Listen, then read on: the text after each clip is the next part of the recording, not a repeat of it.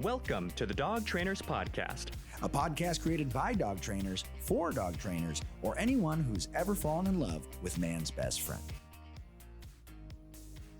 Hey everybody, welcome back and thank you so much for listening to the Dog Trainers Podcast. Mariano Alvarez here with Brent, Labrada, and a very special guest. Before we get into that, we want to say one more time, thank you to our loyal listeners. Welcome to Season 4. We've got a great first interview lined up, and I just want to frame things here before I kick it over to Brent. We have a special 3-part series coming up, and it's going to go something like this. Dog trainers neglect the skills required to run a successful service business. The ability to create a clear vision of what you'd plan to offer is a skill. Then being able to communicate that vision to others in a way that creates buy-in with them is a skill. And finally, bringing that vision to fruition is going to require the mastery of many skills. And today's episode is going to be a first, like I said, of that 3-part series meant to help you develop those skills. We're going to be focused on that first part, creating a vision, and we've got a very special guest to help us do it. And with that, over to you, Brent. What's up, guys? We have a very close friend of the podcast. He's actually one of the first big guests of our podcast that we ever had, and he's back again for his second appearance. His name is Tyler Muto. What's up, man? Hey, guys. Happy to be here. Dude, we're so happy that you're back. In the light of Season 4, you know, our big goal, we spent like a whole week being like, what are we going to make Season 4 about? And, you know, last year I did a lot of development in my business, and I scaled my company from 6 employees to 25 employees. And so I learned a lot in 2024, and by no means do I feel like an authority in it. I just know what I've learned. So we wanted to kind of share our stories and share our experiences from last year's growth. And we wanted to bring you, who you for 15 years have specialized in coaching dog trainers build their skills and build their businesses. And you've been a dog trainer even before that, and you yourself had a successful business as well. So we wanted to invite you on as a specialist in this field so that we can bring as much value as possible to our listeners. So as Mariano mentioned, kind of the first thing that I see kind of gets in the way with if I'm a young dog trainer or a new dog trainer, I'm just branching off of a new company, is sometimes I may not have a clear vision of what I want to do as a dog trainer, you know, and how I want to make money doing it. And I guess I just want to start with that prompt. Like, what do you see tend to be some of the roadblocks in someone making forward trajectory as a dog trainer? Yeah, so I think step one is, we could probably differentiate 2 sort of broad categories that people tend to need help with growth. So one would be actual training skill, right? So I see a lot of newer or younger dog trainers that definitely have a decent amount of skill. They're definitely ready to start doing this thing professionally, but maybe they have some insecurities around certain things. It could be working with certain types of cases. Most often I see that around like aggression or difficult behavior problems. I do see a lot of trainers. I talk to a lot of trainers who have a lot of insecurity around the actual structure of their program. So what they're actually doing within those 3 weeks of a board and train, or what they're doing within those 6 private lessons, you know, private lesson 1, 2, 3, 4, and 5. And a lot of them feel like they're kind of winging it either as a whole or especially session to session. So I think step one is just going, so there's that piece of it. I'm sorry. And then the other piece of it is the business side of things. So do I have goals around growing or scaling my business, either just getting it off the ground? So I help a lot of startups, or maybe I really have a strong desire to transition from being based out of my home to moving into a brick and mortar, or even just hiring those first few employees or trying to get better growth. Of course, right now, over the past 2 years, there's also just a lot of folks who are feeling some of the economic pressures that a lot of our country and the world is feeling right now. And so there's also that, right? Like just trying to get things up to a point where it's comfortable and healthy. So, you know, that's kind of the first distinction, is where do we want to focus our energies? And you can certainly do both, but they're very different things. Can you repeat the question again? Yeah, No. I'm going to go on the wild tangent.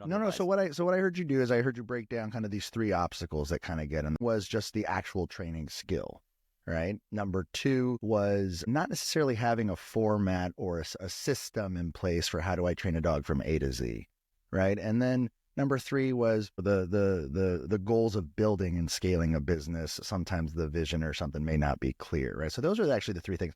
I would like to, if we can we just kind of glaze over the first 2, because I also think they're extremely important.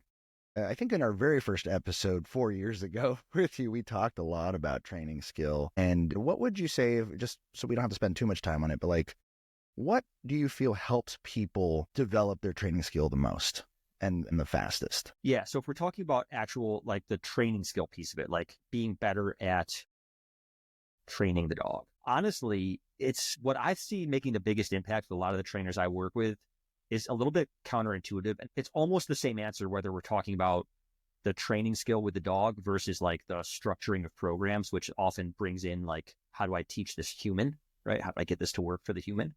And a lot of it that really comes down to having a plan, really focusing on long-term, intermediate term, and short-term goals, and making sure that anything that we're doing sort of aligns with those goals. So what I find is a lot of trainers will, they'll work with a dog and they'll kind of lose sight of like, what is this, like, what's motivating this person to actually spend all this money with me? And they'll work on a lot of things that maybe aren't going to move the needle that much towards that goal because they're kind of losing sight of that. And so when it comes to actual training skill, if our goal is to improve outcomes, and if your question is basically what are some of the things that can make the biggest difference as far as improving outcomes with the dog, it would simply be really being more flexible with our training plans so that we can base them more closely around those goals. I hate to say this, and I know I'm not trying to put anybody down here, but again, I've been in this business for a long, long time, working with trainers for a long, long time. And I've said this before, almost every dog trainer that I meet, in somewhere in their like marketing or sales material, they talk about how they individualize the training for each dog. And the reality is that the average dog trainer really does not very much. Like there might be some very subtle differences in how, like, oh, this dog does a little bit better with more leash pressure and less positive reinforcement. But for the most part, like, they're teaching the same skills to every dog in the same order, and simple adjustments to that, where if we allocate our time differently and put more time into the things that matter more, that can make a way bigger difference on your outcome than finding some new fancy technique or methodology. So I think a lot of new trainers especially are way too overly focused on like, am I missing some crucial technique? I mean, the reality is the best dog training in the world is often just really, really good execution of very, very basic concepts. And so it's really not like that there's some fancy secret thing out there. It's getting good at the basics, but also, again, you can make a huge difference in your outcomes by simply being more goal-oriented in your training and understanding what that truly means and how to build a lesson plan around those goals. So the reality is, the idea of like, how do I create a good lesson plan, and the idea of how do I get a better result with this dog are very much related, very, very much related. Yeah. You know, that's interesting because I think about my dog training journey, and a couple things. So like, I'm not saying the way I started was the best way I started, but I pull the positives out of it. So I remember being given a 3-week time frame, right? I had a 3-week time frame when I first learned how to be dog trainer. And mind you, I was a training assistant, so I wasn't actually shaping everything from beginning to end. I was taught kind of the katas, if you will, like the movements. I was taught the leash movements. I was taught the food movements. I was taught the movements. And my first assignment as an assistant trainer was like, go and practice these with all the dogs all day long. Like, that's all you're doing is running them through these motions and stuff like that. And by no means was I teaching anything from scratch, but I was getting used to the mechanics of it all, right? And then eventually I got good enough where they said, okay, this is your dog. Your job is to start this dog and shape this stage of training, right? And I say, okay. So I'd shape the sits and the downs and the stays and the negative reinforcement stuff, and I'd shape all that stuff. Okay, great. Now your next stage is you're going to finish the dog from beginning to end, right? So now I would assign the dog and I would finish the dog from beginning to end. And then I got good at that. But then maybe there were some dogs, can I get some extra time? Because I don't think I got the thing. And they would be like, nope, you have 3 weeks. And even though there's a disadvantage with time restraints, like we can all agree that dog training should be done in a longer period of time. I remember as a young trainer wanting to keep my job, of course, was I have to become more efficient at the things that I'm learning. Now, the downside of that was sometimes in some techniques I rushed, right? The downside was also maybe I skipped steps, right? But the pressure of having a certain amount of time to do something in, I did get more efficient with things. I did learn how to streamline things and how to blend concepts and techniques together. or how to see it might work with certain types of dogs and it might not work with certain other types of dogs. Now, we don't do 3-week programs anymore. No way, right? We do 4 to 6 week programs for basic foundation stuff. But the point I'm trying to make is my ability to take a dog from beginning to end. And luckily I was in an environment where I was working for a company who did board and train. So they gave me dogs all the time. So the amount of reps that I got and the amount of volume that I got, I can just see it just being like 4 or 5 times more than a person who's just doing private sessions, and even that person who's just doing private sessions, they may not actually be finishing dogs or going from beginning to end, teaching a full foundation, a full process. And so I was fortunate in that sense where not only did I have to learn a whole process, I had to become efficient within that process. That's where I started seeing how fast things could be done with certain steps, but also how much more time I needed at the same time to get certain things done with other types of dogs. And it was that, I guess, if you were to call that anything, that was those first 5 years of my career was my Rocky montage.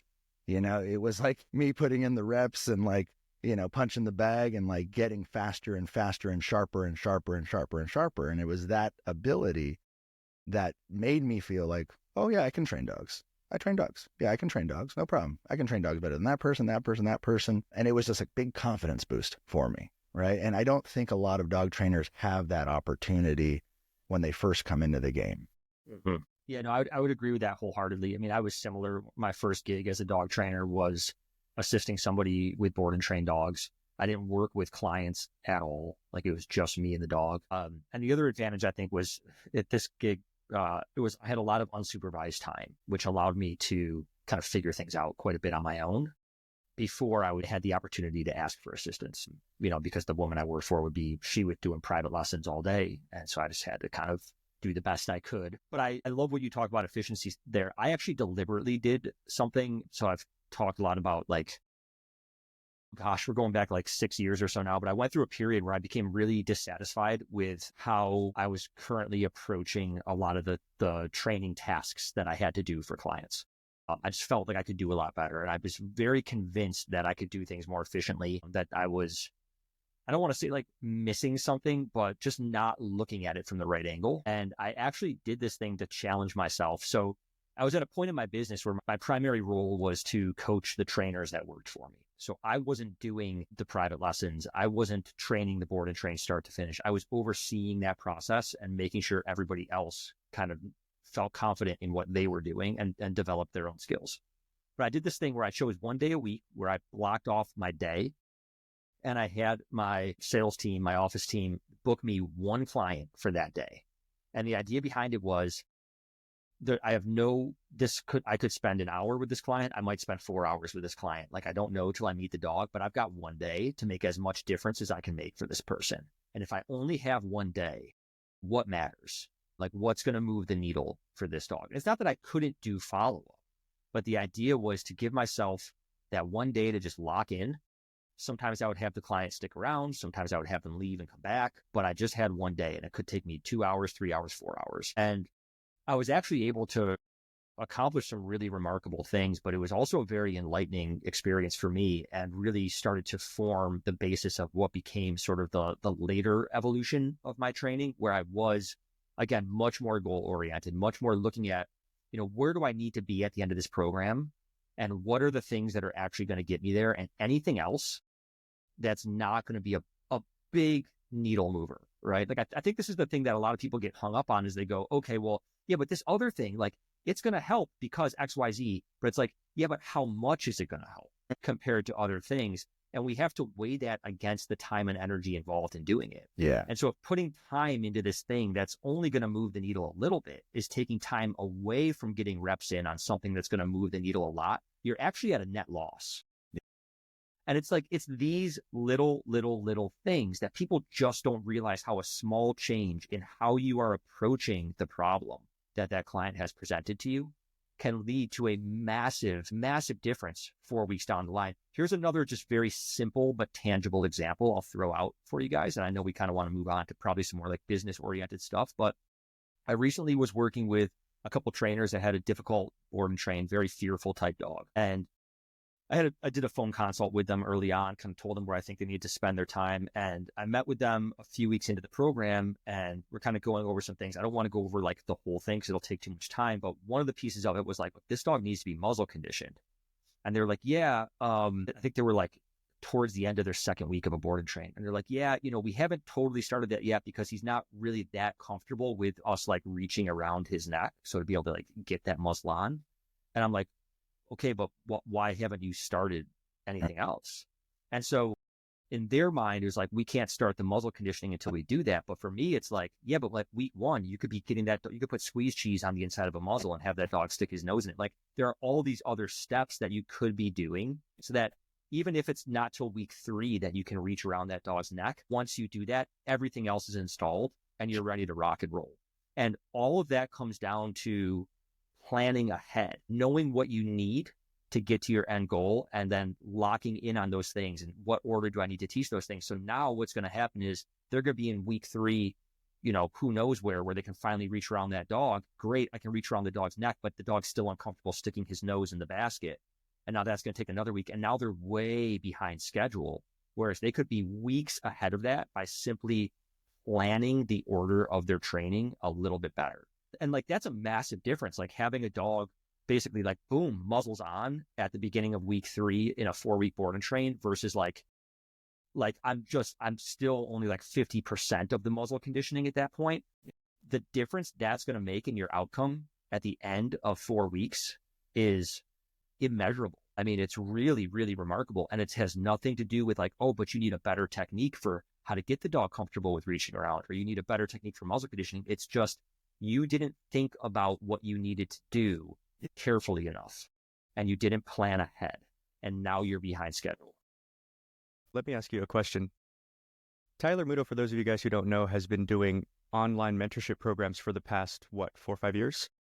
I've been doing them for a long time. I've been doing them exclusively for the past 2.5 years because I sold my training center 2.5 years ago. So I was doing them already prior to that, but doing in-person mentorships a lot, and then kind of transitioned to online. But yeah, exclusively now. I only work with professional trainers these days. I don't work with dog owners. Awesome. So my question is, do you find that trainers lack this like obvious solution either because they just don't think about it or because they're nervous that it doesn't seem like enough? They've never been taught is the problem. So dog training schools are lacking. Like the average dog training vocational program is lacking in so many areas, like a lot of areas. And this is just one of them, where they don't really teach proper lesson planning. And lesson planning as a skill set, where when you learn the skill set, you can sort of apply that to any particular case because you have now a formula for how am I going to approach this, right? So it's not just how do you lesson plan a fearful dog? How do you lesson plan an obedience case? How do you lesson plan I'm talking about lesson plans that could be the lessons for the dog and the lessons for the humans, but actually a formula for how do you approach this problem in a way that really makes sense and is efficient. Because again, the average dog training school really teaches a one-size-fits-all approach. Like, I've got to be honest. Also, the average dog training school really does not teach proper behavior modification. Most of them teach obedience, and then they just tell you to like teach the dog obedience and give them tons of structure and cross your fingers and hope to God the behaviors melt away. And they really don't teach how to systematically approach behavior modification in a way that sort of adheres with like learning theory, for instance. So there's a couple of issues there that lead to all these things. So that's kind of my job, is to like fill these gaps. I think the dog training schools are just very much lacking in these areas. So like lesson planning is an area that they're just not teaching, or at least not teaching sufficiently. And I'm using very general, like there may be a dog training school out there that's doing a great job of this. I kind of haven't seen it yet personally. And then also like proper behavior modification. Like they're just really not. Like most dog training schools are really focusing on obedience. They'll teach you how to like deal with behavior problem dogs, but usually it's like through obedience and then just like adding structure. It's often more like management, which sometimes does tend to dissolve the behavior problem, but sometimes not. And it's a lot of like cross your fingers and hope. But it's also, speaking of efficiency, like a very, very inefficient way to address a lot of behavior problems. So there's just these holes that are there in the vocational like education for dog trainers. And that's kind of where I like to fit in, is to just to fill, like I'm not the guy you go to teach you how to train dogs from day one. My clients already have a foundation of how to train dogs, and I'm the guy who's going to now fill the gaps and help them not be just the average dog trainer out there. Because to be quite honest, the average dog trainer is like not that impressive. Something that I've always really admired about you is you take the time to write things out. And I remember once upon a time, you were telling us how much you enjoyed doing the Learberg video series because you had to write everything out, and it kind of forced you to plan super well. So I would love to just hear a little bit about that one more time if I could. Yeah, it's so funny you bring that up because I'm actually going through that again right now with a non-dog training related project of mine. So yeah, I remember when I first started producing DVDs for Learberg, I was traveling to them to film. And so I only had a few days. So we really had to plan out. We had to know every single shot that we needed. So not only to have like an outline of what I'm going to teach, but literally like, okay, I'm going to describe it. That's going to be one shot, me talking to the camera. Then I'm going to need a dog, and I'm going to need this equipment, and I'm going to need to be in this location. And that's going to be another shot. And then maybe we want to do a few of those or different locations. We literally mapped out every single shot. Like every time we had to reset up the camera, that had to be outlined so that we could just go there and film straight through. And that process, it was super tedious. Like it was very, very tedious. But I remember very vividly, I think it was when I was doing my reactivity course, which was the first one I did with them. And I remember going through and building it all out and then looking at it and going like, wait a minute, like this doesn't actually make sense. I should be doing this thing before I do that thing. And it wasn't until I actually had to articulate it out in that way that really came to light. And it actually I changed the way I was training via the process of creating that course. And the reason I say it's so funny that you bring this up is because I have a different discipline, sort of personal goal that I've been working on that I still consider myself very much a beginner on. And I'm at this sort of phase in my development where over the holiday break, I started basically creating an online course on this particular discipline. And I told my wife, I'm like, I don't know, like this might never see the light of day. That's not why I'm doing it. I'm doing it because I know that putting together the course is going to expose where the gaps in my sort of process are, right?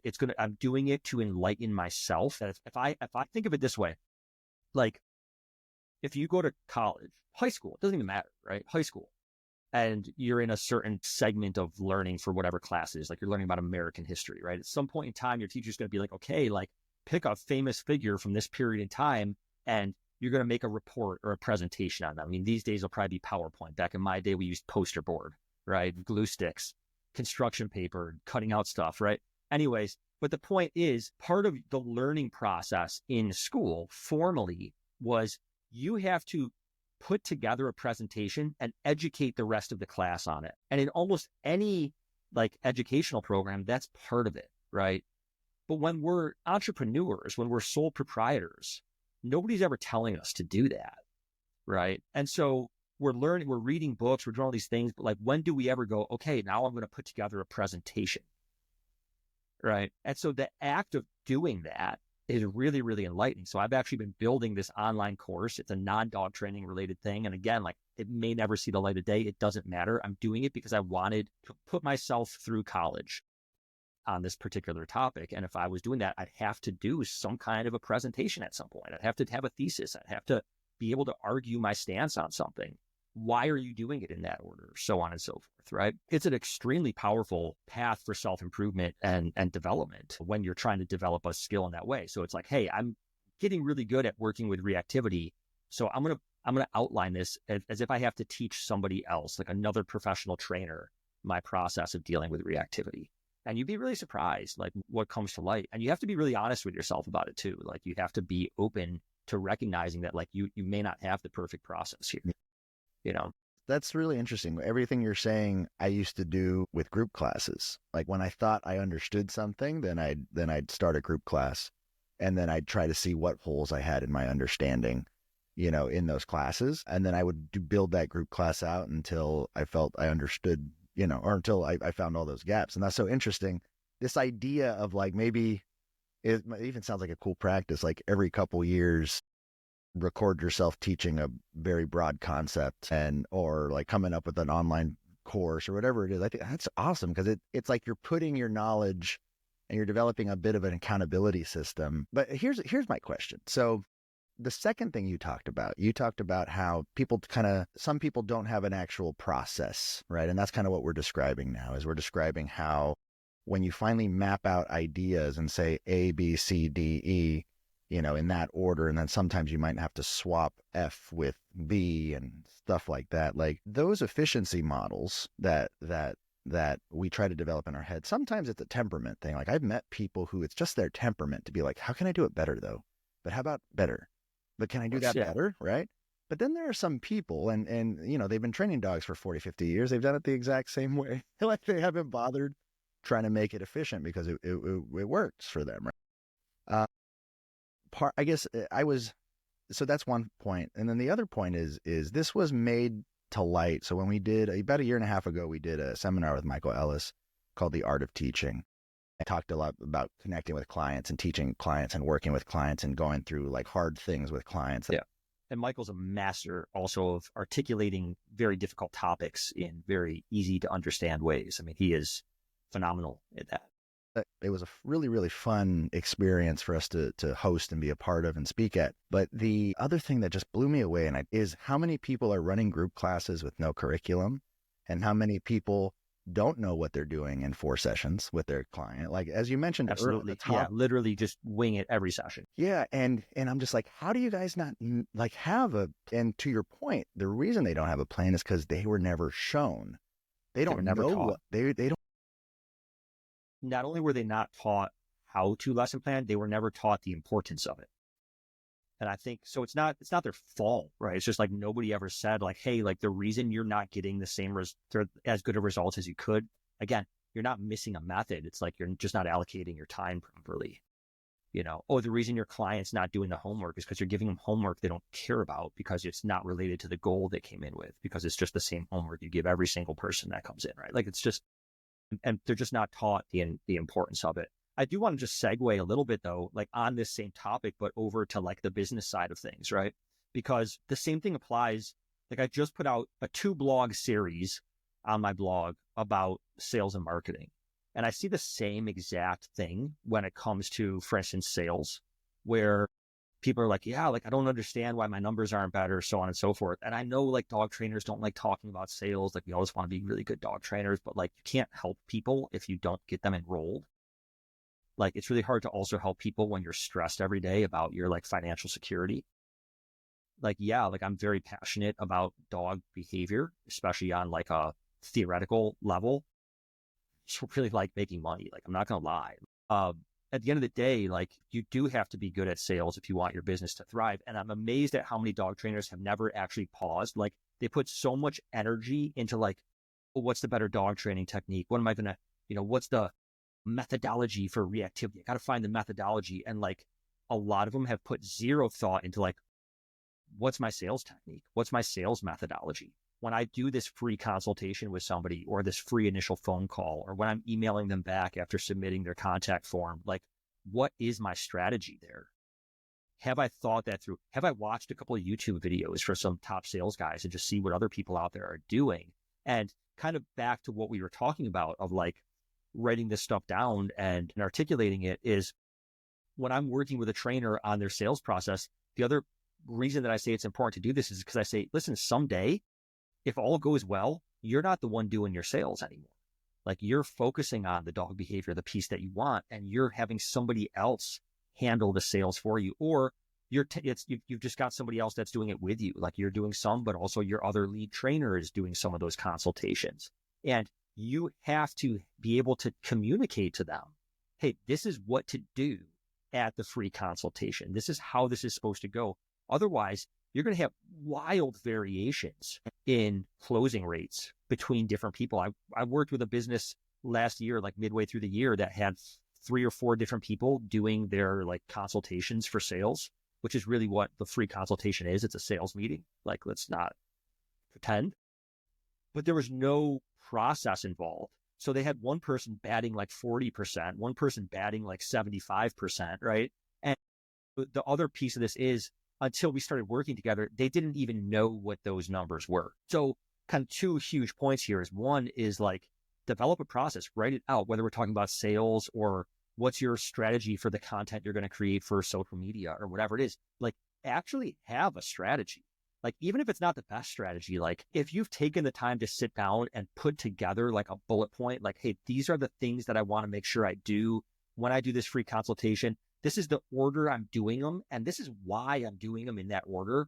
And it's not just because it's what feels good to me. It's because I've actually poked around a little bit. Like, any dog trainer out there who's trying to improve their sales, just Google popular sales frameworks, right? I think that's a term in the sales world, sales frameworks. There are a few, they go by little acronyms, right? Like the PAS framework, it stands for pain, agitate, solution, right? Like, just Google that.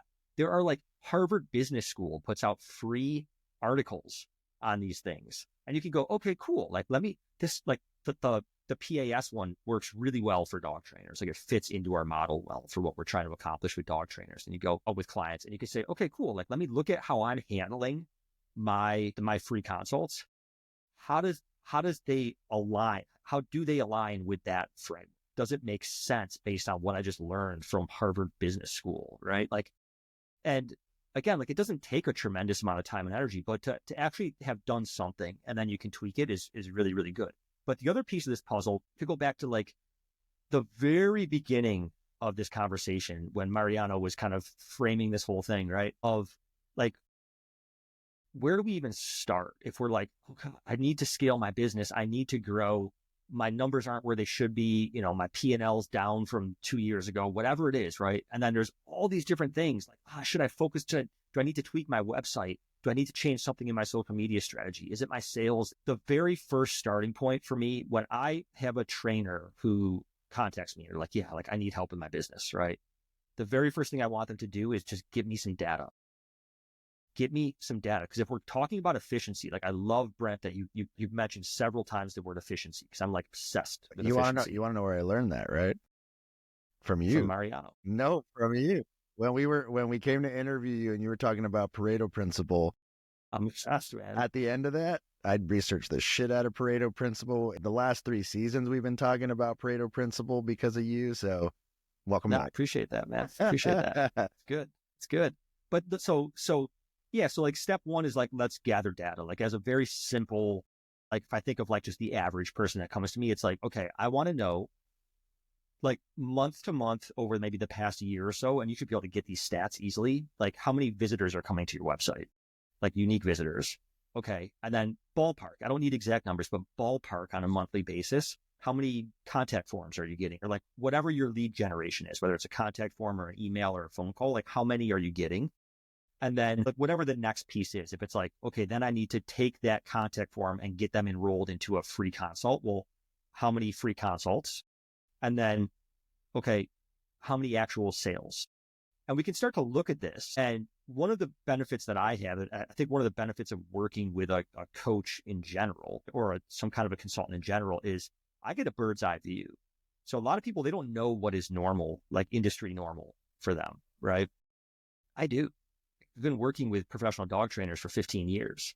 I talk to dog trainers every single day and I see the metrics of their businesses. So I know what's normal from like a conversion rate of website visitors to contact forms being submitted, for instance, or what's a normal conversion rate if you're doing free consultations. What should you be trying to bat as far as an average of closing those people and making them paid customers, right? And so the first thing we want to do is we just want to look at that data and we want to be able to get a sense of like, where is the weak link? And then also like, and like usually these are the same things, like what's the thing that if I focus on it, it can make the biggest impact. And let me just give you like a really generic example of this and how important it can be. So I had a client, this was probably 2 years ago, a young woman who was really quite struggling financially. And at the time she was spending a considerable amount of money on Google keyword ads. And she started doing that when her finances started to slump and she was not getting traction with them. And she was like, you know, really just spending a lot, burning a lot of energy tweaking those ads. Like, do I need to change the copy or is it the keywords that are wrong and this and that, and this and that, and this and that.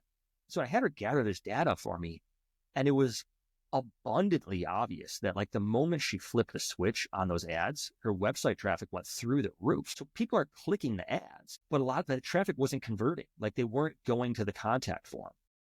So she's spending all this energy on these ads and blowing like literally like thousands of dollars on paid advertising when the ads were sending them to essentially a broken website. I mean, it was not broken from a technical standpoint, like it worked.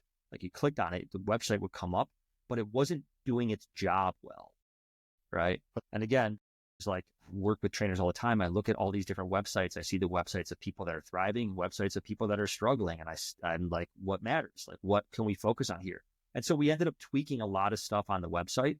We also tweaked some things when it came to like her onboarding process, just to like remove friction from there. And I had her turn off the ads while we're doing that. Cause it's like, there's no point in spending this money. You're funneling people to something that's not working. So stop wasting that money. Let's fix this thing. And then what was really great is once we fixed the thing, she actually didn't need to turn the ads back on right away. And then when she did, she didn't need to spend the kind of money she was spending because it wasn't a traffic issue. You see what I mean? But until we looked at that data and were able to make data-informed decisions, we weren't able to know, okay, if we got all these things we need to do better on social media, do we need to do this? Well, let's not guess at it. Like, let's bring all this stuff together and let's make an informed decision. And then that really narrows us down. We can go, okay, we're going to focus on this one thing because it's one thing that we have reason to believe is going to have a high probability of moving the needle in a significant way. I had another trainer I worked with out of New Zealand. He was going into dog training as a second career, older guy, and just starting up his business. He was so overwhelmed. And again, it was the same kind of thing. I was able to use my experience having worked with so many different dog trainers and look at what he had done already and all the decisions that he was getting stuck on and just say, no, listen, man, like those are important decisions, but focus on this one because this is going to be the one that gets money flowing in the door. Then we can focus on this one. And so sometimes having a coach or a mentor or a consultant in some way can really assist with that, but it's not like it's impossible to do these things on your own either. But the first thing is just, we really want to think about, again, where is the weak link in this process, and what's going to move the needle.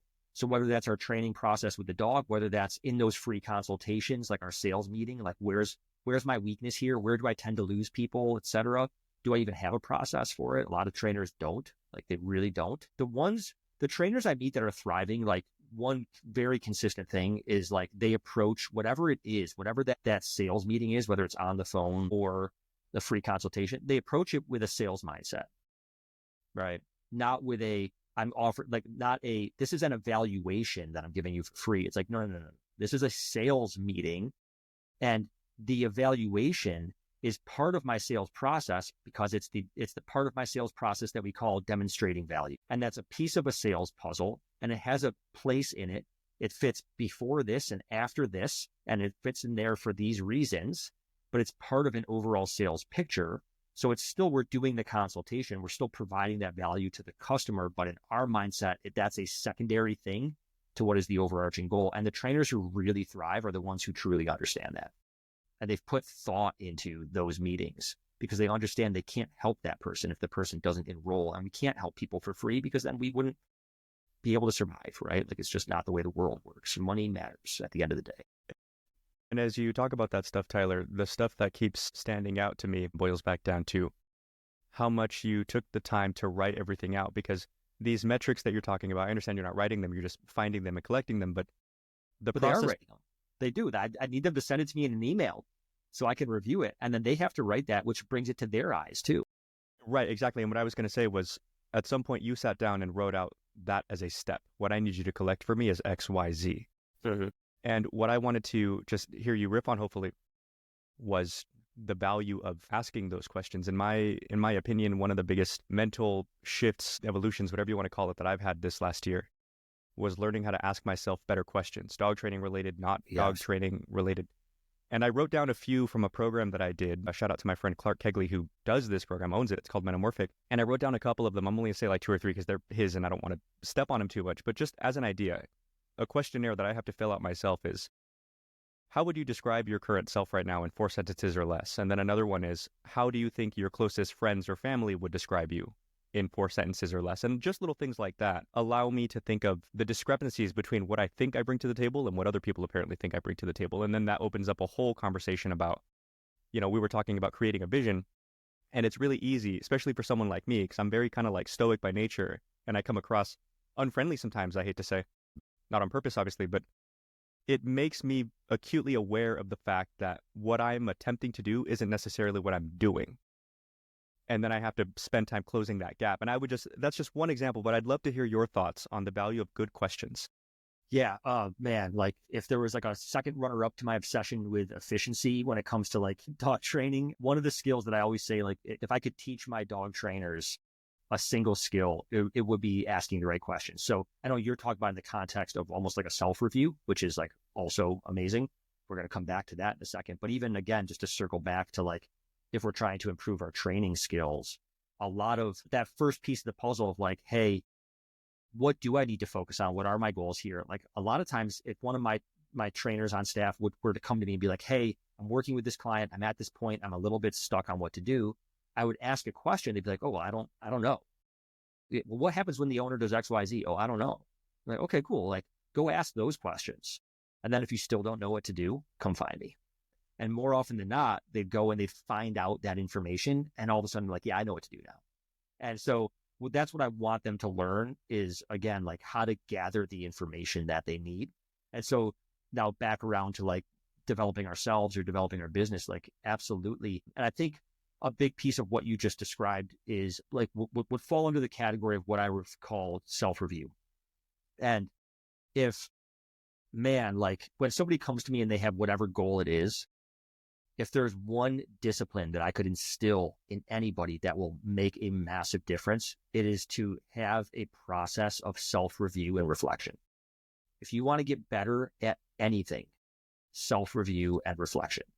If like, just to kind of pull back a little bit, like Brent earlier was talking about, like, man, even if like once a year you like recorded yourself teaching a certain topic, like, cool, maybe once a year you put together like an organized like map of something, right? Like as if you're going to teach it as a course.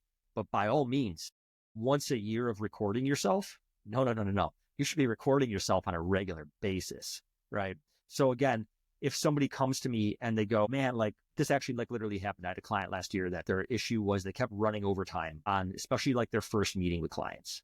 And it was costing them a lot of money, honestly, because they couldn't do as many sessions in a day, right? Like they were running significantly overtime. And I was like, great. Like, so first step is like, we have to have a form of like of self-review here, right? So once a week, I want you to actually record one of these lessons. And I want you on a regular basis, anytime you go overtime, I want you to write down, like, I went overtime today. And, you know, one thing we spoke about before we started recording here is, and I can talk on this in more detail. I don't want to sidetrack too much, but the importance of having sort of action or discipline related goals versus outcome related goals. And so for her, I was like, I don't want you to set the goal of like, I want 30 days from now, I want to reduce my first lesson time on average by 10%, right? Like, because the reality is as a dog trainer, like I'm guilty of going overtime quite frequently. And sometimes there are really good reasons for it. Like sometimes that extra 10 minutes you spent with that dog, like if you wouldn't have done that, they would have been left in a dramatically different place. And that extra 10 minutes was like, boom, like everything fell into place. And there was really good reason for going overtime and it was justified, right? And so I was like, I want you to, anytime you go overtime, I want you to write it down. I went overtime. This is why I went overtime. Now, do I stand behind that decision? Do I not stand behind the decision? What can I do better next time, right? So those were her things. And I was like, so your goal over the next 30 days is not to reduce, and I think I made it 60 days for her just based on the volume of training she was doing. You know, not to reduce your lesson time. Your goal is to review one recording of a first lesson each week. And anytime you go overtime, to just write down just a couple sentences in a notebook or in a Google Doc. I went overtime. Here's why. Was it justified or not? You don't need to write paragraphs, just a few notes about it. If you do that, you have achieved your goal, regardless of outcome. Because again, some of the outcome is a little bit outside our control. We don't know. Maybe that month, every single dog we saw, we went overtime and it was perfectly justified. And now we didn't meet that lesson reduction goal, right? But what we're doing is we're creating a discipline or an action that if we do it, we have reason to believe there's a high probability that we'll start to see improvement, right? And so asking yourself those questions, right? If you don't know what questions to ask, one thing that can begin with is just beginning to have some kind of a review, like some kind of a process to review, right? So for instance, gosh, I'm going to relate this. I know I don't want to lose anybody here, but I'm going to relate this to my hobby of day trading, because self-review is exceedingly important in that field. And a lot of times, like it's talked about a lot in that field, the idea of journaling, like kind of like knowing your statistics, this and that. But a lot of people, like they journal like really broadly, and like they're like tracking all these, like my average time in a trade, my average winning trade, losing, like all these things, right? I'm just like, listen, like just start like keeping track of what you're doing. And as you're keeping track of what you're doing, you'll start to have questions form in your head. I wonder if I did this, if it would make a difference. Great. So now seek to answer that question, right? So sometimes we don't know what questions to ask, but if we have a process of reviewing ourselves, all of a sudden the questions come to light. You might not know if you're trying to improve, like, man, like I feel like I could be teaching recalls faster, but I don't really know where to begin. Well, just begin by recording yourself teaching recalls. You'll start to notice things. You'll start to go, I wonder what would happen if, you know what I mean? And so whether it's like, you know, your sales, whether it like literally you could record those free consultations, and you'll see moments where there's patterns of clients glazing over during certain segments, right? Go, oh man, like I wondered if, you know, how is the client perceiving that? What did I think was going on? But then what is the reality of what I'm seeing in this record? Like you'll start to have these things come to light. But I think any way you approach it, whether it's asking those questions like, how do I see myself? How do others see me?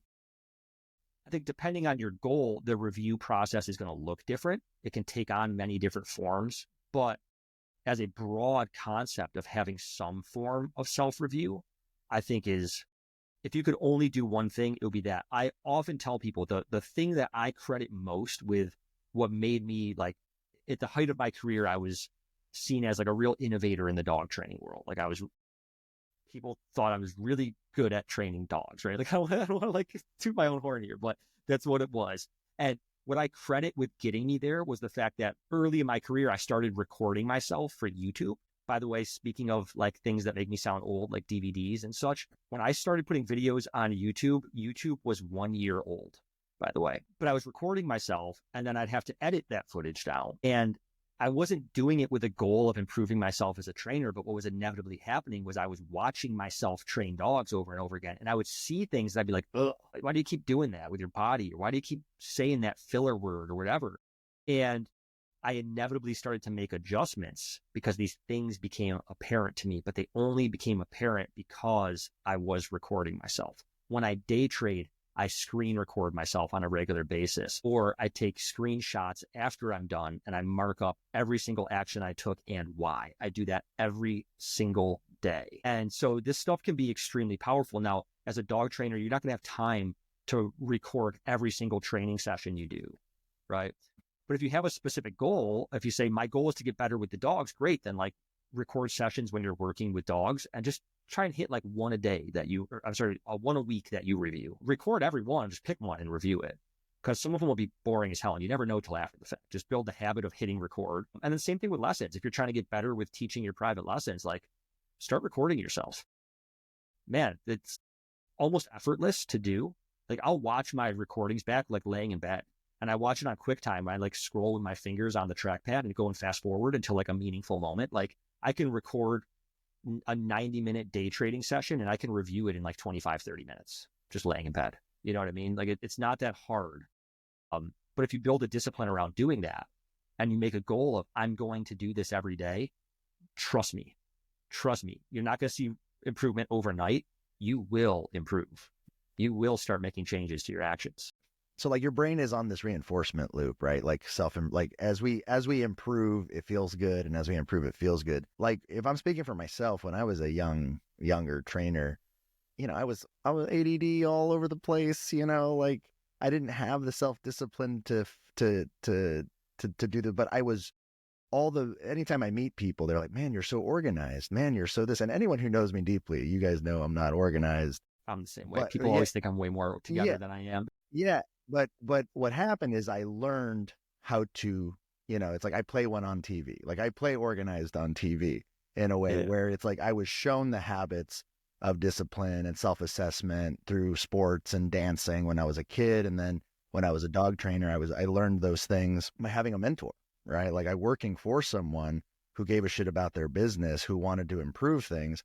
taking that format that I learned and then improving upon said format, and then also, even in the DTP, the last 4 or 5 years we've been a podcast, it's like stealing ideas from people and just sharing, and me giving ideas, and like has now allowed me to be the dog trainer I am, or the business owner that I am today. And like so many things I'm even learning from this podcast. But I guess what I'm trying to say is, it may not be right away that someone goes like, oh, I like to self-assess myself. You have to kind of learn the habit somehow. Like someone needs to hold you accountable. And you don't have to like it. Yeah. You don't have to like it. Like, to be fair, like when I was editing a lot of my videos, especially, man, some of those Learberg courses, like hours and hours of footage. Like most people don't even like hearing their own voice recording on like an answering machine. Again, dating myself, voicemail. Like watching yourself on video for hours and hours is excruciating. Like most of us don't have incredibly high opinions of ourselves, and it's really anxiety inducing. So it is going to be hard. That's why it's a discipline. And that's why we need to set goals just around that, of like, this is hard. Like, man, like literally, if you look at my Instagram stories, like right now, I posted this morning, just a little segment. It is going to be hard. Do it anyway. That's all I posted in my stories. And because it is. And so it's hard enough that setting a goal and just trying to hit that goal is meaningful enough. We don't need the outcome goal, but also the outcome goal is sometimes outside of our control. The discipline goal is 100% within our control. 100%, right? Like, just show up to the gym. Don't have the goal of like, I want to be able to lift 200 pounds by next week. Just, I want to show up to the gym 3 times a week for the next month. I just want to, if I show up, I hit my goal. Boom. That's 100% in my control. Right. And so, but we know that if we show up, we're going to start moving towards that progression, and we can move at our own pace. But discipline related goals stay within our control. It allows us to not be as like frustrated, or to like regulate our emotions a little bit better. But if you're going to start anywhere, say, what am I trying to improve? And then what's a way that I can sort of review what I'm doing in that regard? Right. So again, if it's your sales numbers, it could be recording yourself during those phone calls or during those free consultations. It could just be simply like, I don't even know what my batting average is here. Let me start keeping track so I have a sense. I had a guy who, again, we were looking at the whole business picture. Things were sluggish last year, as a lot of trainers were feeling. And he was convinced that it was like sales. We looked at the numbers like, oh man, like dude was like 72% or something. Like it was really good, like really, really pretty. And again, like I look at a lot of dog trainers, so I know what's good. Like you're not aiming for the 90s. Like it's not going to happen in most cases. And so like, no, like we just need to get you in front of more people. Like that's the problem, So again, like it might just be like gathering that data is a form of review. It's a form of like, I need to become self-aware of what I'm doing here.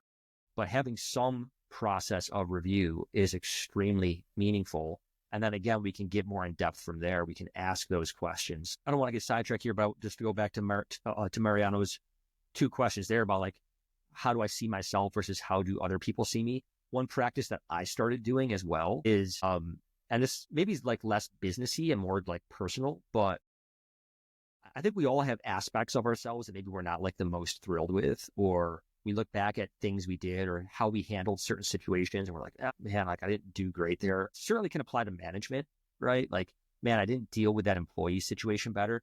So what I started doing was thinking about like a character, right? Like we were talking before the recording about, I forgot the term you used, but almost like an archetype, right? Like an avatar, like an avatar, right? But like literally a character. So if I were to, write a screenplay, and I wanted to put in there a character who I think is just like, man, like everybody would want to be this guy if they were a manager, or if they were a father, or if they were whatever it is they're trying to do. What would that character be like? How would you describe that character so that if you hired an actor, they would know how to act?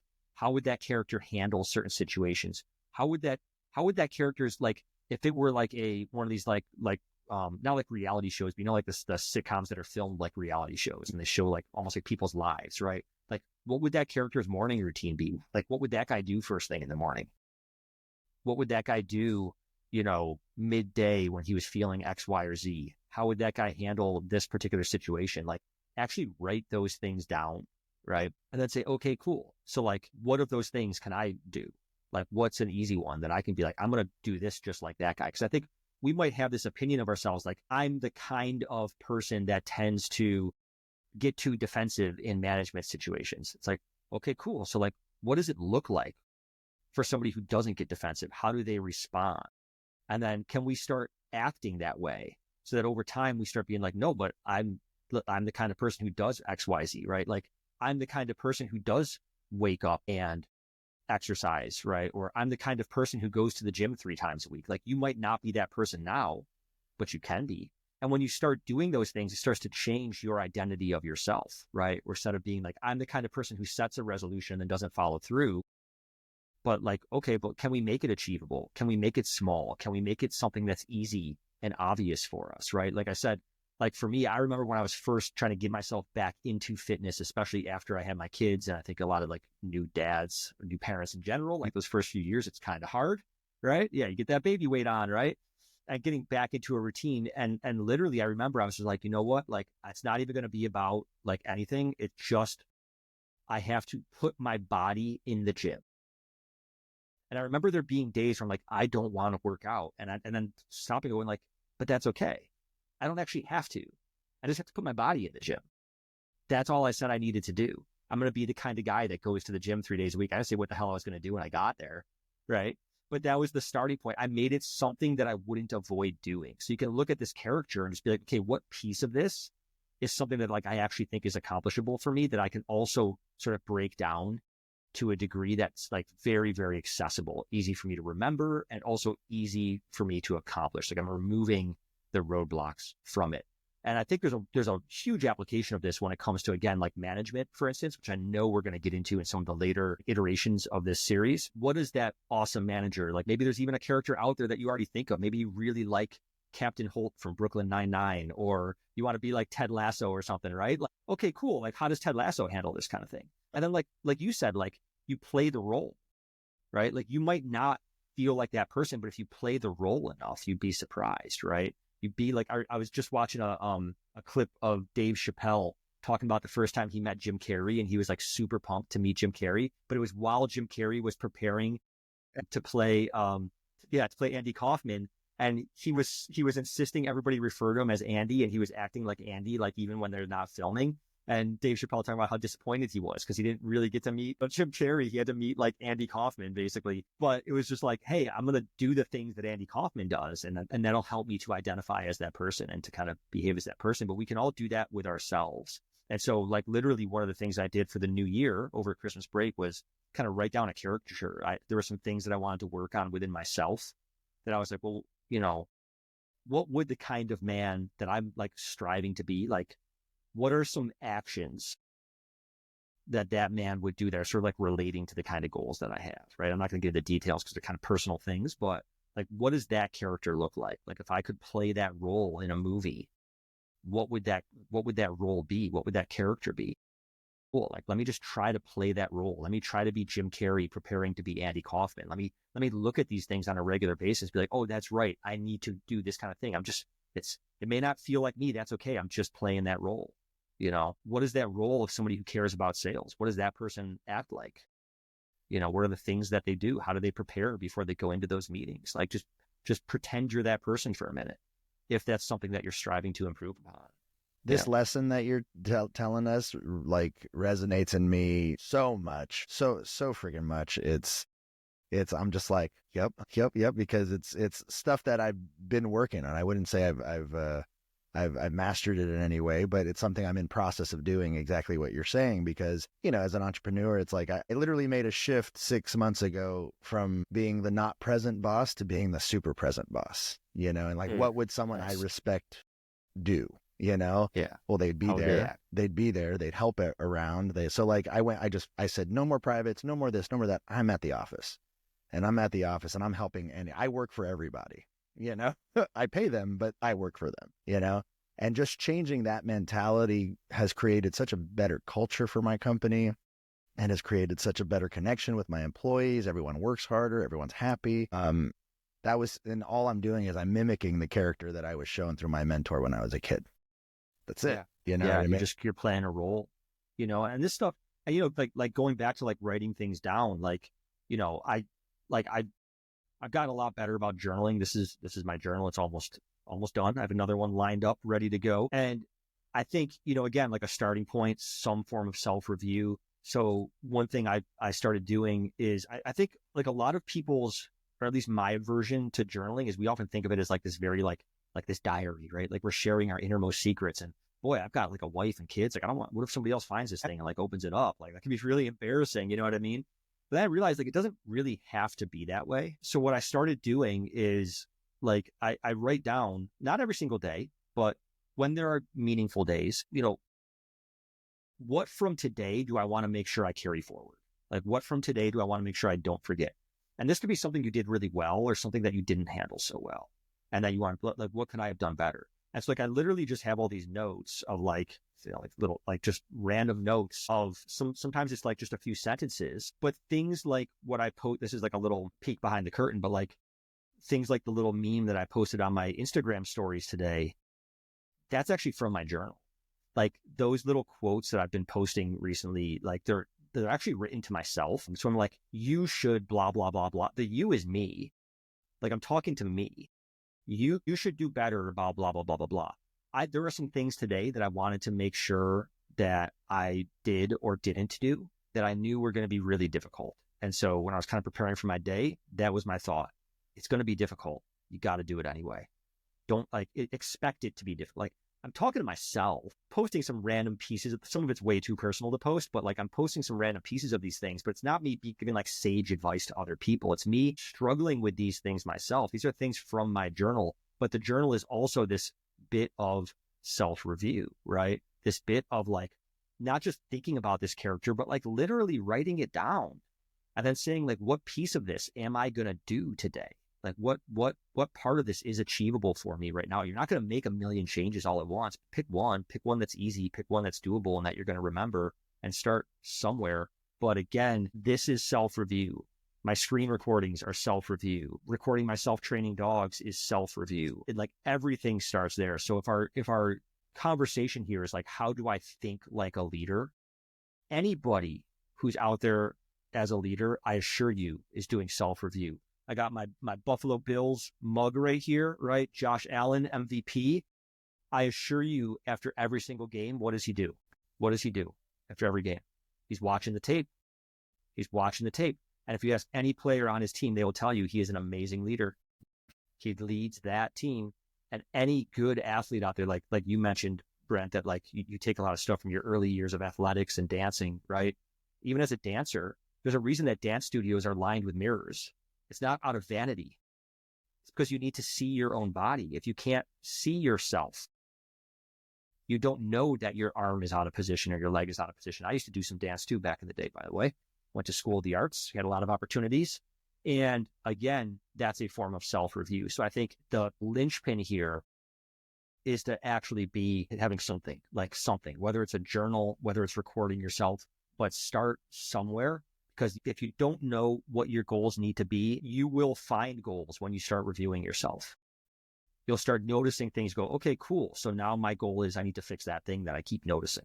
Or I keep writing down the same mistake, the same reminder for myself of something I want to do better on. Why have I written that down 4 times in the past month and not changed it, right? And by the way, I don't just write these things. Periodically, I go back and I read through this, you know. What you just said there, Tyler, I wanted to touch on that briefly. There's a quote from Paul Graham, who's a really smart computer scientist, entrepreneur. And it's touching on the value of not only making the time to do this, but of tangibly writing as opposed to just sitting there thinking. Yes. Right. And it says, and the reason why, and we've all heard the quotes like, you know, there is no thinking but in writing type thing, but he says, a good writer doesn't just think and then write down what he thought as a sort of transcript. A good writer will almost always discover new things in the process of writing. And there is, as far as I know, no substitute for this kind of discovery. And I think that that's why it's so important to tangibly journal or type things out or whatever the case. And you have to just to give people, you know, some simple ways to make this more possible and more tangible. Number one, a mentor of mine who's a professor really taught me the value of taking sabbaticals. Universities give professors sabbaticals every so often. Yeah, friend of mine's And on what one they right now. right and and what they do with that time can be extremely productive, not only personally and professionally, but also just in how they think about what it is that they teach. Like you said, if they're going to write a book, if they're going to write a thesis, if they're going to do this deep dive in order to collect info to do either of those things, they need the time. So I would recommend for dog trainers, take time, doesn't have to be a lot of time, where you've got nothing else on the agenda but to be introspective and reflective. Because if you try to take time, or at least for me, if I try to take time when I have scraps of time that I can kind of scrounge together in between other tasks, my headspace is all in work mode. I'm like stressed and scatterbrained and this and that. So the time's not quality anyway. And then I'll go and review this stuff when I actually have time, just like you over Christmas break. And my productivity is higher with less time investment. So I would say take the time when you've got nothing else to do, if it's a couple hours a week, and use that when you're of sound mind, first thing in the morning or whatever works for you. That's when you start to get introspective. And in terms of finding out what questions should I even ask in order to start answering, there are tons of resources out there to find that out. I mean, there's Tyler and there's programs like that, but there's also free stuff for people who can't afford that or are nervous if that's not the first step. I mean, how many people, I mentioned my friend Clark, his program was like $6,000, but there's a whole YouTube channel that kind of gives tips and tricks, and you obviously don't get the whole thing, but honestly, I would say, yeah, you'd get enough of it. You know, we talked the Pareto principle. I think that you'd get enough of it to improve your situation to where maybe now next year you can afford the whole thing or whatever the case, right? And then the final tip here, because I agree, I'm super ADHD, Brent, and I have several different types of journals, and the way that I don't, for all personalities that you have? Correct. The way that I don't let one become the other one, like don't let it become a diary type thing. Yep. Is, and you guys can do one of two things, whatever's easier for you. Have separate ones. I have a personal one and I've got a business one. Or this big one is the one that I used for the program, is get one huge one and make headings. I know you guys can't all see this if you're listening via podcast, but I got one of those big journals. It's like a big drawing sketch pad, basically. And every 20, 30 pages, whatever, write in a huge heading with permanent marker. This is business, and this one's health, and this one's this, and this one's relationships, whatever. And whatever your major topics that you want to look into are, just make space for them individually, and then just give yourself time. Today I'm going to focus on this one. Today I'm going to focus on that one. And the final thing is, when you guys are trying to figure out the fear of it, to me, I'm a very fearful, anxious person. And so fear makes me not do lots of things, or makes me want to not do lots of things. I do it anyway because I'm just dumb enough to be brave enough, luckily, but the way that I get over fear of things is there's something you guys can look up online for free called a fear setting worksheet. And it's basically just taking a piece of paper long ways, putting 3 different columns in it. And the columns are define the fear, the thing that you're afraid of doing. And then the second column is, well, how would I prevent this? And then the third column is worst case scenario. Let's say it happens anyway. What would I do to repair this? What's my plan B? And a simple example is, define the fear. Well, I'm afraid if I set the goal of going to the gym 3 days a week, I'm afraid that I might not go, and what that means to myself. Maybe I feel bad, maybe whatever, right? And then to prevent the fear, what Tyler did, which is it's a classic tactic, it makes 100% sense, is reduce your expectation. Just get there. I'm not saying be Arnold when you get there, just get there, right? And then the repair piece, the final column is, look, man, let's say it all fell apart, you haven't gone in 2 months, you feel like shit, you XYZ, pardon my language. Just start going back again. What's plan B, right? Or get a treadmill for the house. What's plan B? Just something to keep you on the rails, because once, at least for me, I've written out my fears, including if it happens, well, I'll just do this thing instead, you feel better. And just being a little personal really quick, the reason I feel better, and I'm sure most dog trainers I meet fall into this exact same category, is I tell myself at the end of the day, if I fail as a business owner, if I fail as a dog trainer, if I fail as a podcaster, XYZ, at the end of the day, in order for me to provide for my wife, myself, my future kids, I'm simply too hard of a worker to ever starve. So even if dog training doesn't happen, I'm going to survive. And it sounds so, dramatic to have to write that down. But once I did, I was like, you know what? So screw it. Let's try it. I mean, if it doesn't work out, what's the worst? I'll just do something else. So fear setting worksheet. You can find it online. It's free. It's easy. I would really recommend you guys give that a look. Yeah, it's great advice. Yeah, if we can, I want to just kind of recap some of these points real quick, and then I want to take a quick little commercial break. We'll come back and we'll finish up the episode. So we started off just kind of talking about, the developing training skill. That's unobvious. But then we started really diving into kind of coming up with a process or a system. And it's so funny because we started talking about dog training and it started turning into personal like self-reflection, which, to be honest, people, and you made such a great point with this, Tyler, to think like a leader, we constantly have to self-evaluate, because in order to think like a leader, you have to understand it starts with you. Like it literally starts with you. Anything good that happens is your fault. Anything bad that happens is also your fault. Right. And there's a certain power that comes with that accountability that we do that. I just want to interject there. I wouldn't necessarily want to have people in the mindset of like, as a leader, anything good or bad that happens is my fault. But what I would say, especially when it comes to the bad thing, is anything good or bad that happens, like, you're going to bear the brunt of it. Like, it's going to be your responsibility to deal with it. You know what I mean? 1,000%. And a really good leader, when something good happens, it's because of everybody else. When something bad happens, what can I do? You know what I mean? You just had a great drop the mic moment when you were talking about how leaders think and how self-reflection is a part of how leaders should think. And so many times I'll interact with trainers who are constantly blaming other things and not looking inward to themselves. So I actually think that this episode took a better turn than we had planned. So I'm really excited. So quick little commercial break and we'll come back. Hey guys, thank you so much for listening to Dog Trainers Podcast. You know what's a great way to support this podcast? By becoming a sponsor today. With sponsoring the podcast, you'll be helping us make this show the best it can be, and so much more.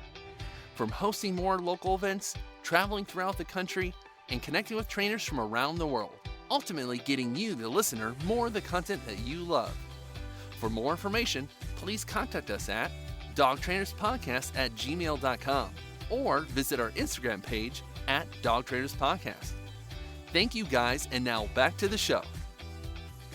Welcome back, guys. And again, thank you so much for listening to Season 4 of the Dog Trainers Podcast. This has been an incredible episode, and thank you again to our good friend Tyler Muto. We wanted to start recapping some of the things that we've been talking about. There's been such a large amount of good information, excuse me. Thanks again, Tyler, for that. And so I wanted to kind of touch on these in more or less the order that they were brought up and just get final thoughts on them, okay? So we started by talking about the importance of understanding basically the categories that you need to be able to track in order to improve. One of them being training skills, one of them being developing a program, basically being a better teacher. And then the third one being the business side of things. Were there any final thoughts on any of those, Tyler? I guess the only thing I would mention is that, especially when it comes to like the business side of things, I think definitely that could be broken down into, of course, like I can improve on sales, I can improve on marketing, I can improve on managing my team, so on and so forth. So there's a lot to unpack there, but certainly like as a broad swaths, like, yeah, like those three those are the big fields of like the hats we have to wear as dog trainers for sure. Yeah. Very briefly, something that you had mentioned, this was speaking more in regards to the first 2 points, getting better at working with dogs as well as getting better at establishing programs, and why, is you were talking about creative restrictions. I'm going to have one day and this is what I get. And what I do within that day is how I learn how to be creative, because it forces me to look at things from a different angle. And I think that that's a really cool idea. I think that that's the kind of thing, again, that we were talking the need of just training sabbaticals, and a way that you can do that while not rushing, while not stressing, and while serving your community is the kind of thing that you do when you establish relationships with like foster, organizations and stuff like that. I was just going to say that. Yeah. Yeah. Pro bono work was always a really crucial part of my career, not just because I think it just helps us to like, kind of feel good. But it was also where I was able to be a little bit more playful, because when I'm doing things for free, I don't have as rigid of a timeline. I'm not working against somebody's finances. And I can be a bit more experimental. So absolutely. I love that you brought that up.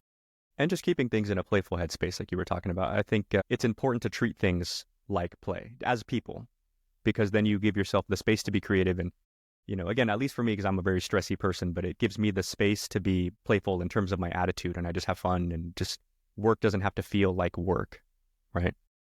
Something else that we had talked about was making sure that you don't overlook the value of tangibly writing things out. physically, pen to paper, write your stuff out. And when you're trying to decide what do I write or how do I write it, XYZ, first of all, I wouldn't overthink it. It's not like there's a wrong way. You write how you write. The simple solution there is going to be, you are going to go back and read this, hopefully. So you want to write it in such a way that just makes sense to your brain. It doesn't have to be super formal. No one's going to grade your paper. You know what I'm saying? You just have to be able to make sense of your thoughts and ideas 2-3 months from now when you forgot what you've written and the headspace that you were in when you wrote it and why. And beyond that, when you're trying to decide what I'm going to write, remember, you guys, you don't have to be stuck. There are tons of resources, but I mean tons of resources out there, free, not free, etc., that will help you find questions to start asking yourselves. And I'm a firm believer that learning how to ask yourself questions is totally a skill, which is I was going to say it's succulent news, because we say succulent all the time in my house. And if something tastes good, we say delicious, not delicious. It's great. It's succulent news because if it's a skill, even if you have to find, stop it, even if you have to find resources in the beginning to help you ask the proper questions, the better you get at the skill, the less need for ongoing help from this resource you might need, right? Once you get good at asking yourself stuff, then you become more or less autonomous. Even if you need help, it's less help. So look for resources. There's tons of them out there. Self-improvement programs, dog training programs, Learberg, like Tyler was saying, Tyler himself, there's Consider the Dog, there's his online mentorship, but don't be afraid to look for help.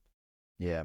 It's so interesting. Yeah. When we first started this podcast, our goal was to create digital mentorship for young. I'm a huge believer of whether it's mentorship or coaching or just even camaraderie amongst dog trainers. There's been so many local dog trainers that I've befriended, people that I've met through just the podcast, that we just share information, man. And I think being in a position where not only I can take that information and actually apply it to something for improvements, some people just don't even know where to start. Like, they don't even know how to start coming up with a vision of what they want their next chapter in their dog training career to look like, or what they want it to be, right? It could be, just getting better with dogs, or wanting to be able to work with aggressive dogs. Maybe it's, I want to be able to make a living. Like, you have so many people who are in between careers, like they actually do this thing, but they want to do dog training 100% of the time. And so the whole goal of this podcast was, how do we create resources for those people, right? Like, for those people who are looking for some type of help. And it's so funny. It's like, we sought out to bring value to the audience, and we also just brought values to ourselves too. Like, we just got to meet a lot of cool people and talk to a lot of cool people. And I'm super grateful for that. I know me and Mariano are super grateful for that. So the final piece here, you guys, is if it feels stressful to you, if you hear all this advice and you're like, that really does sound good, but you're having a hard time convincing yourself that you can do it, or how could you do it, all that kind of stuff. Start making a plan. It doesn't have to be an excellent plan. Just make a plan.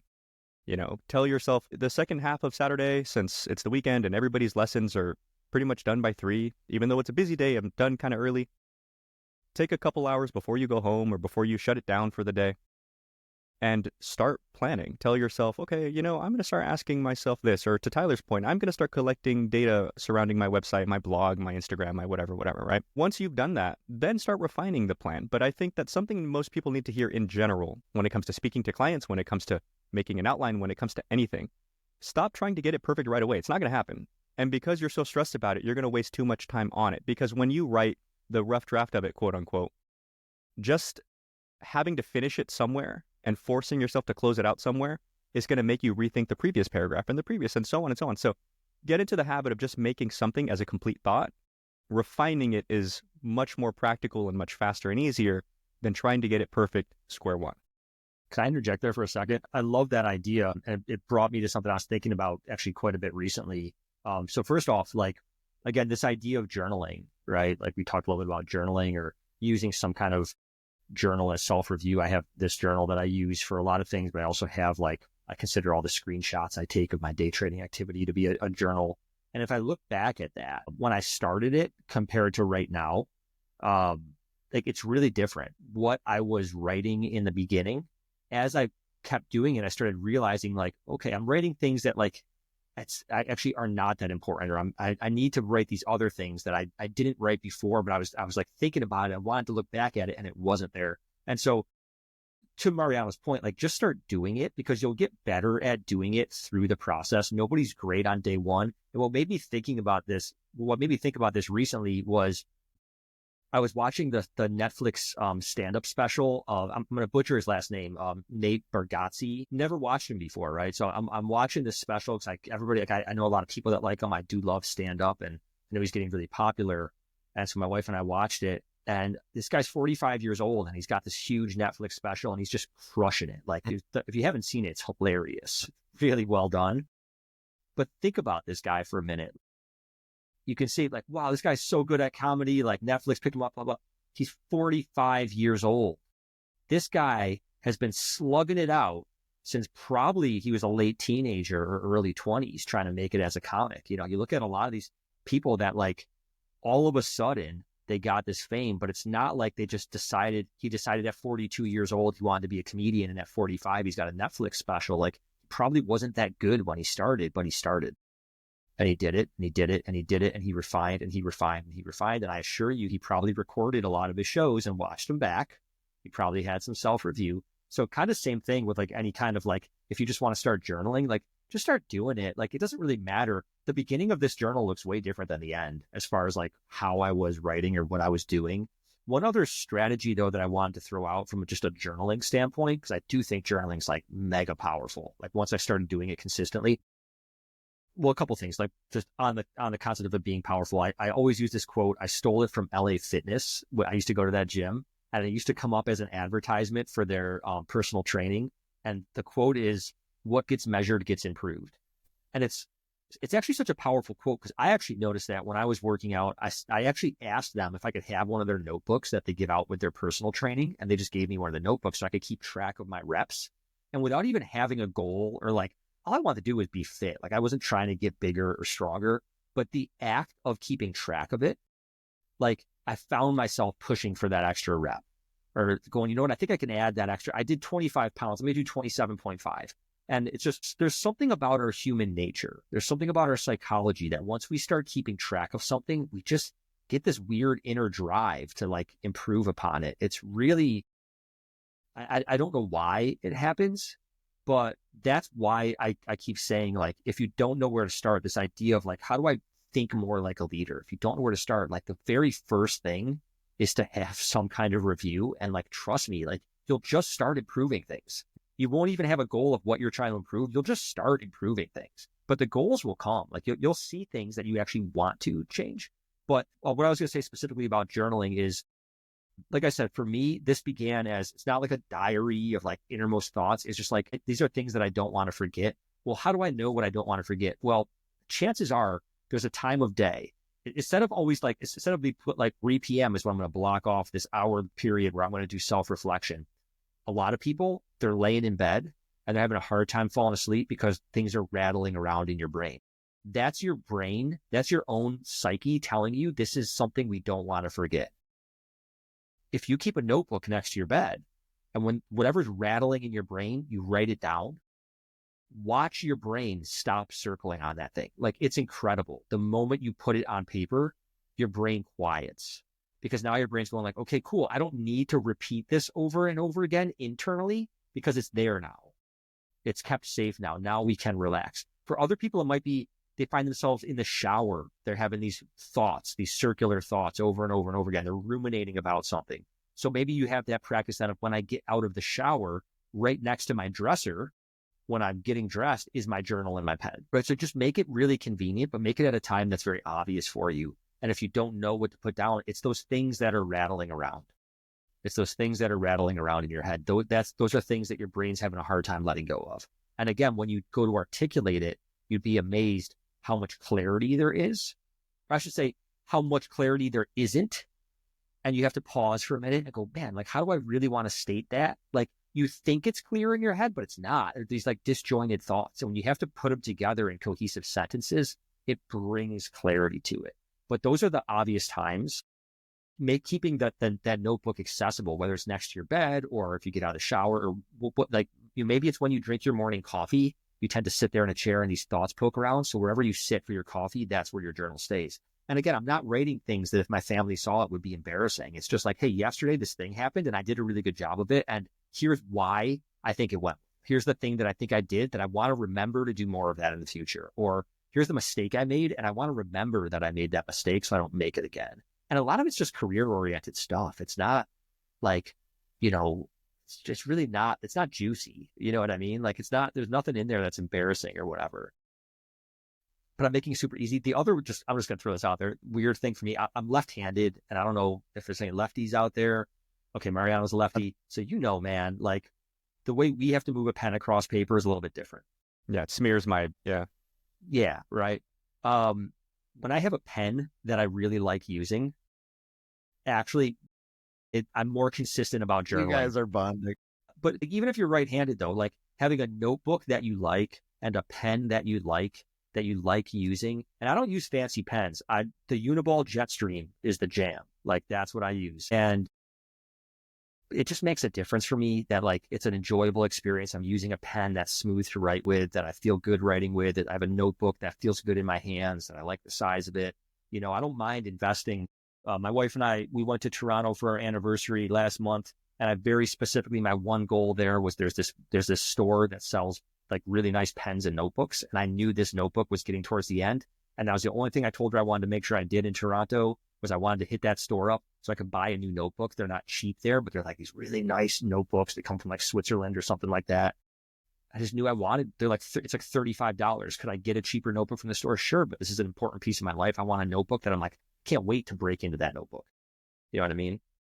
So anyway, just making it easy for yourself and making it a little bit enjoyable, but that's a really good starting point for those kinds of things.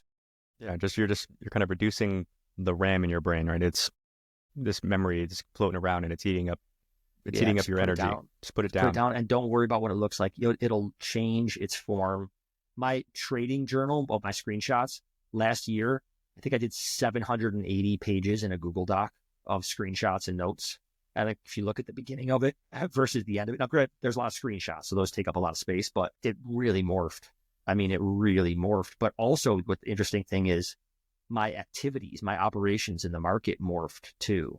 And you can see that process and you can see how the journaling led to slow changes. And some of them weren't intentional. It's just like when you're seeing this, like I said, if you just start having some kind of review, if you're seeing this stuff, it'll start to improve and change because it's not as clear as you think it is when it's rattling around your head. Like it's not as clear as you think it is. You can sit there and reflect on each lesson. It's not the same as watching it back and jotting down some notes about what went well and what didn't go well. It's not the same.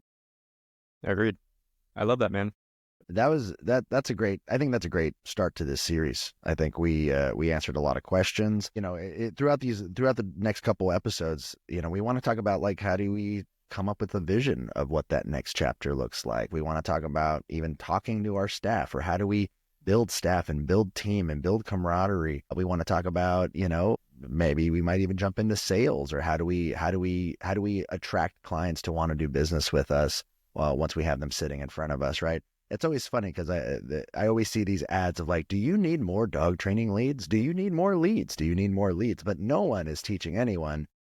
How about your closing though? You know what I mean? Like no one is teaching sales, because sales is a skill. Sales is, you need to spar with someone. Someone needs to pretend to be a client and then work with you and go back and forth and back and forth and back and forth so that you can learn, the patterns or the systems, or this is how I can make you change your perspective a little bit. So, there's a lot of effort that goes into making a good salesman. And that's something at our company that we do very, very well.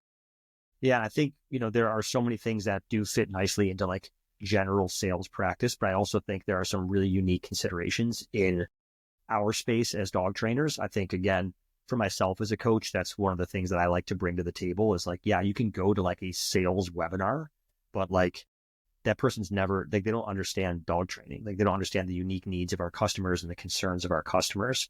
And so it all fits into those frameworks, but how those frameworks can manifest might be very different if you're selling dog training versus if you're selling, I don't know, whatever it is, like personal coaching or gym memberships or whatever it is. You know what I mean?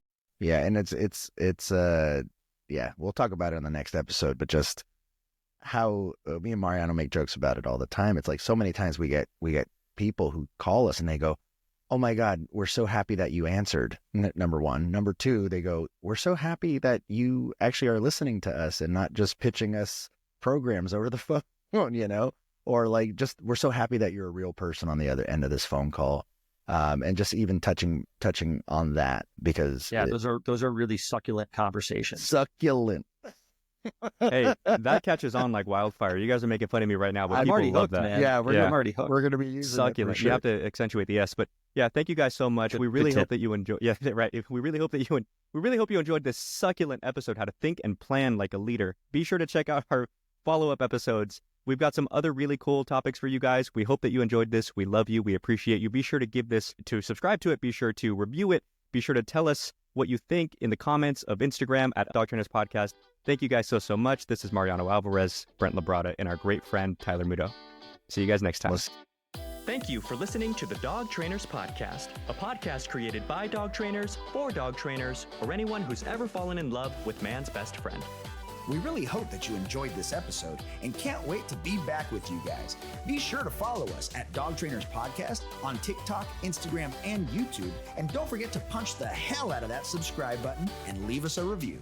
Remember, guys, this is your podcast. You're the best listeners in the world, and we'll see you next time.